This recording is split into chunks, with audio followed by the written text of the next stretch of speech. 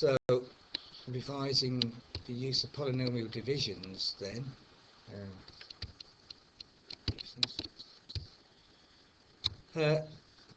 We might have to use polynomial division in partial fractions problems if the thing is top heavy. And on page 478 in the textbook, here's this exercise so you can have a look at. So running through some of these questions, we can actually see that the first three are not top heavy because the power of x on top is low, the power of x underneath. But if we get down to question number 5, which is the example I've run through in the video clips, it is top heavy because we've got x cubed on top and x squared. If I multiply out these brackets, I'll have x squared underneath. So we'd use polynomial division on that. I'll say now that in the exam, if I can just, in the exam, you've got one to have a go at where you can do the integral between limits. So for example, looking at number 6 here, or number 7, and then you can try showing how you could solve the integral by using partial fractions. If I remember rightly, actually, you might not have to work out the definite integral, but certainly go through the integral using partial fractions. So you might be given the solution, and then work out the integral, and then maybe at the harder part of the question, show how that partial fraction solution is arrived at.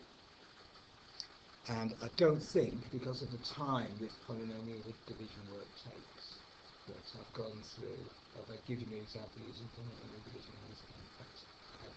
Okay. So don't worry too much about this, but the question has been asked, so let's have a look at this idea of polynomial division. And what we'll do is, we'll look at, I'll run through number 5 and quickly number 7. And just go through the basic idea of how the polynomial division part works on both of those questions. So question 5 first then, here.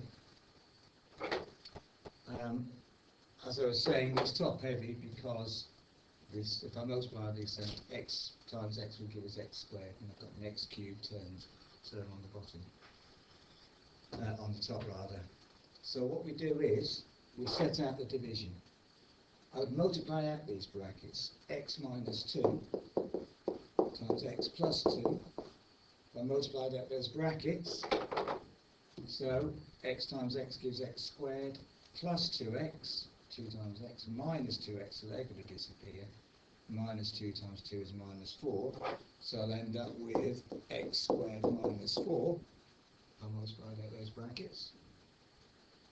And then the division I do is x squared minus 4 into the top, 3x cubed minus 2x squared minus 16x plus 20.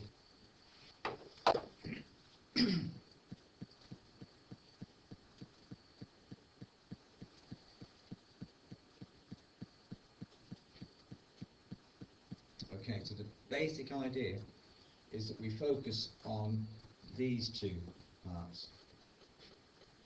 We look at this, the first term, and we ask ourselves the question, what have I got to do to the x squared in this part of it? So if there was a 4x here, it would still be x squared. It's the highest power of x that we focus on here, and the highest power of x we focus on in here, starting off with. So what have I got to do to x squared to get 3x cubed? I've got to times by 3x.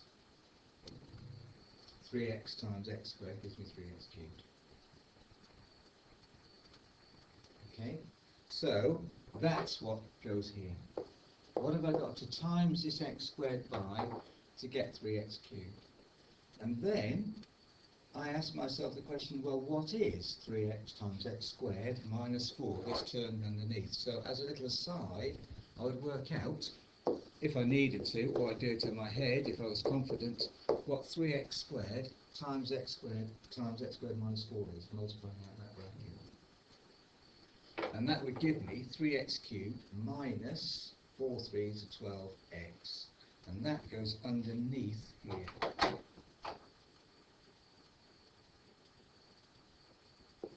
Oops.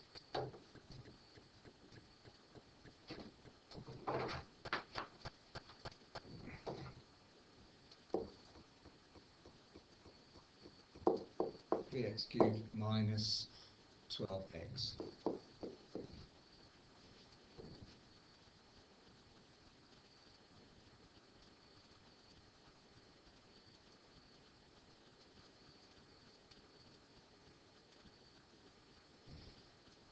Now, we have to work out a remainder. What we're going to do now is to work out what the remainder is. I'm going to subtract this from the top. So 3x cubed minus 3x cubed gives me nothing. And I make that happen. I've made that happen because I've asked myself the question, what have I got to do to that to get that? So this has to be 0. If it isn't 0, you've made a mistake. So that's always going to be 0 if you've done it correctly, but what we then have to worry about is what happens next.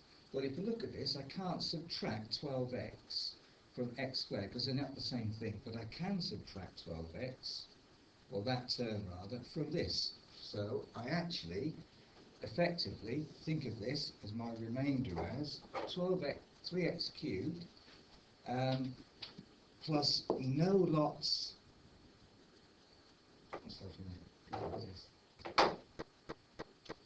Plus no lots of x squared, effectively, there's no x squared terms, and then as we had, minus 12x. So, in other words, I put the 12x under the correct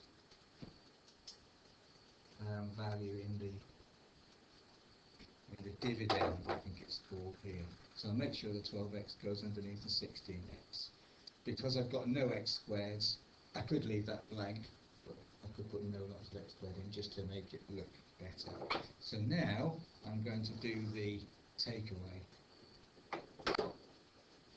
Remember, I'm subtracting this whole term from the top. And that's important to remember because I'm going to end up with some double negatives here that are going to end up being positive. So I'm subtracting all of this in the red bracket.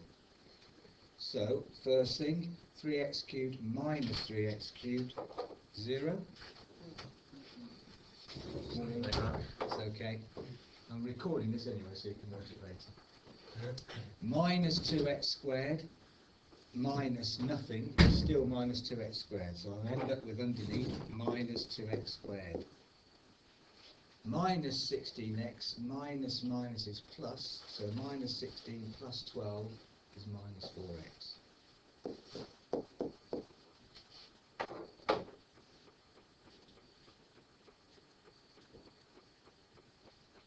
And now repeat the process. So, repeating, what have I got to do to the, still focusing on the x squared, to get that? I've got to multiply by minus 2. Minus 2 times x squared gives you minus 2x squared. So that's what goes on top, minus 2. And then, as an aside, remember that we did this aside over here. So as an aside, what is minus 2 times x squared minus 4? And that's what goes underneath. So minus 2 times x squared gives me minus 2x squared. Minus 2 times minus 4 is plus 8. But again, that 8 doesn't go underneath here, okay?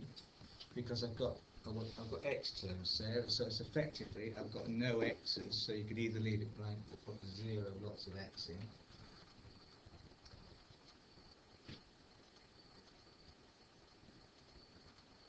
And if we look at the actual thing we're dividing into, and I've got this 8 here, well, look for numbers. So actually, what I could do before I even started this last thing we've done is actually bring the 20 down here and put it there. So if actually we've got, if you think about it, that is our remainder.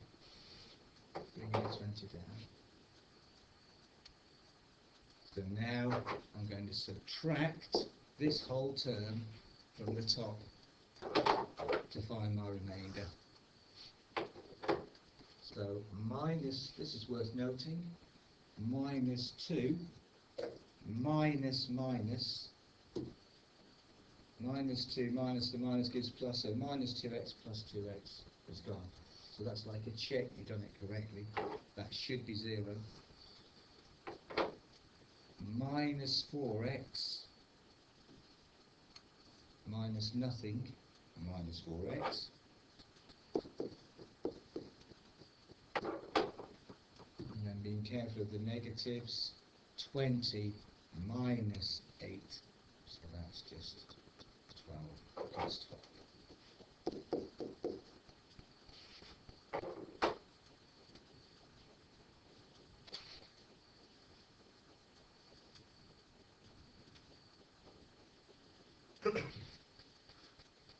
And now we would repeat the process again, but if we look at it, remember we're looking at what have we got to do to x squared in the first case to get into x cubed, what have we got to do to x squared to get into the 2x squared, so that's okay. But now, what have we got to do to x squared to get to 4x? Well, that's a lower power of x. So to the point now where we can't go any further, so we stop. And that's our remainder. So what we can finally say is that the original problem, which is 3x cubed minus 2x squared minus 16x plus 20, was it? Yeah. Over x plus 2, x minus 2, can be rewritten as 3x minus 2, which is the solution to our polynomial division here, 3x minus 2. That's our whole number, effectively. And then our remainder is over x plus 2, x minus 2. And that, in this case, will be minus 4x plus 12 is our remainder.